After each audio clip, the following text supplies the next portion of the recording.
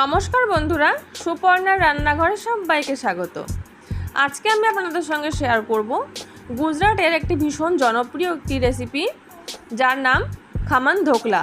চলুন তাহলে শুরু করা যাক। আমি এখানে 200 গ্রাম চানা বেসন নিয়েছি বা ছোলার বেসন। এবার এই বেসনটা এরকম একটা ছাঁকনির মধ্যে দিয়ে ভালো করে চেলে নেব।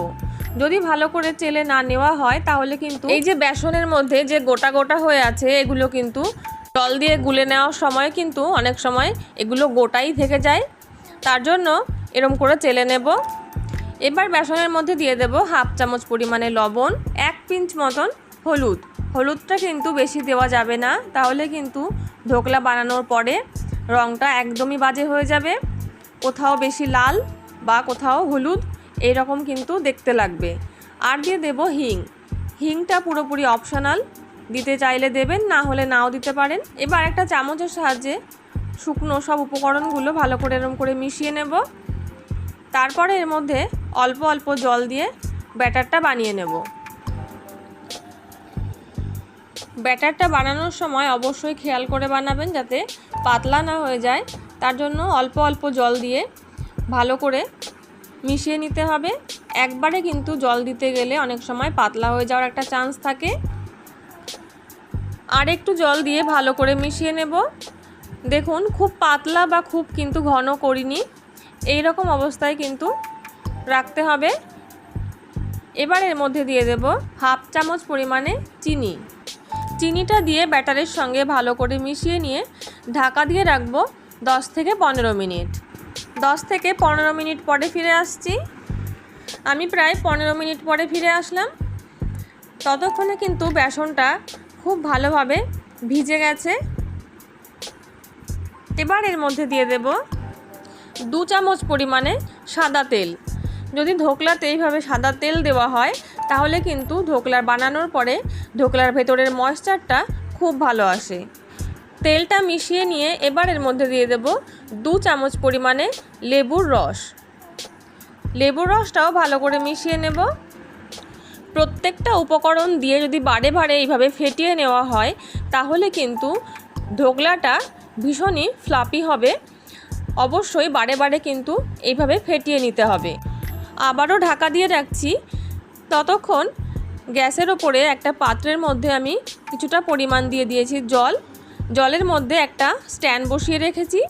এবার জলটা যতক্ষণে একদম ফুটে আসছে ততক্ষণে যে বাটির মধ্যে ধোকলাটা আমি স্টিম করতে দেব সেই বাটির মধ্যে লাগিয়ে নেব ভালো করে একটু সাদা তেল। সাদা তেলটা মাখিয়ে নেওয়া হলে ব্যাটারের মধ্যে দিয়ে দেব হাফ চামচ পরিমাণে বেকিং সোডা বা খাওয়ার সোডা। সোডা দিয়ে কিন্তু খুব বেশিক্ষণ সময় ধরে আমি ফেটাবো না, শুধু মিশিয়ে নিলেই হবে। সোডা মেশানো হলে কিন্তু খুব বেশিক্ষণ রাখা যাবে না, সঙ্গে সঙ্গেই কিন্তু স্টিম করতে দিয়ে দিতে হবে। তার জন্য আমি যে বাটিতে তেল মাখিয়ে রেখেছিলাম সেই বাটির মধ্যে ঢেলে দেব গোটা ব্যাটারটা ঢেলে দিয়ে সঙ্গে সঙ্গে কিন্তু স্টিম করতে বসিয়ে দেব। 1 থেকে 2 বার একটু ট্যাপ করে নিচ্ছি যাতে এর মধ্যে যদি কোনো হাওয়া থেকে থাকে সে হাওয়াটা বেরিয়ে যাবে। খুব বারে বারে কিন্তু ট্যাপ করা যাবে না, তাহলে কিন্তু ধোকলা ফুলতে অসুবিধা হবে। এবার স্টিম করতে বসিয়ে দিয়ে ধোকলার বাটির ওপরে একটা ছোট প্লেট দিয়ে ঢাকা দিয়ে দেব, আর বড় পাত্রের ওপরেও একটা ঢাকা দিয়ে দেব। ঢাকা দিয়ে স্টিম হতে দেব 10 থেকে 15 মিনিট। প্রায় 15 মিনিট আমি স্টিম করে নিয়েছি। এবার একবার ধোকলাটা চেক করে নেব। এইরকম একটা কাঠি নিয়ে মাঝ বরাবর ঢুকিয়ে দেখে নিচ্ছি, কোথাও কিন্তু বেসনের কিছুই লেগে নেই, তার মানে পুরোপুরি তৈরি হয়ে গেছে। এবার বাটিটা ধরে নামিয়ে রাখবো ঠান্ডা হওয়ার জন্য। ততক্ষণ ধোকলার সঙ্গে যে সিরাপটা সার্ভ করা হয় সেটা বানিয়ে নেব। তার জন্য গ্যাসের ওপরে বসিয়ে দিচ্ছি একটা প্যানটা গরম হলে তার মধ্যে দিয়ে দেব 1 থেকে 1.5 চামচ পরিমাণে সাদা তেল। সাদা তেলটা যখন গরম হবে তখন এর মধ্যে দিয়ে দেব হাফ চামচ পরিমাণে কালো সর্ষে, আর দিয়ে দেব কারি পাতা। সর্ষে আর কারি পাতাটা তেলের সঙ্গে ভালো করে একটু ভেজে নেব। তারপর এর মধ্যে দিয়ে দেব 5 থেকে 6টা কাঁচা লঙ্কা দিয়ে খুব বেশিক্ষণ ধরে ভাজবার দরকার নেই। এবার এর মধ্যে দিয়ে দেব 1 গ্লাস মতন জল। আর দিয়ে দিচ্ছি হাফ চামচ পরিমাণে লবণ আর 1 থেকে 1.5 চামচ পরিমাণে চিনি। এবার এই জলটা 2 মিনিট মতন ফুটিয়ে নিয়ে তার মধ্যে দিয়ে দেব 2 চামচ পরিমাণে লেবুর রস। লেবুর রসটা দিয়ে ভালো করে মিশিয়েই কিন্তু গ্যাসের ফ্লেমটা আমি অফ করে দেব। আর এদিকে প্রায় 20 থেকে 25 মিনিট রেখে দেওয়ার পরে কিন্তু ধোকলার বাটিটা একদম ঠান্ডা হয়ে গেছে। এবার এটা একটা প্লেটে বার করে নিচ্ছি।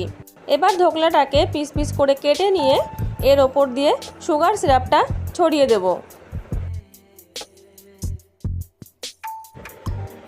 তৈরি হয়ে গেছে আজকের রেসিপি খামান ধোকলা।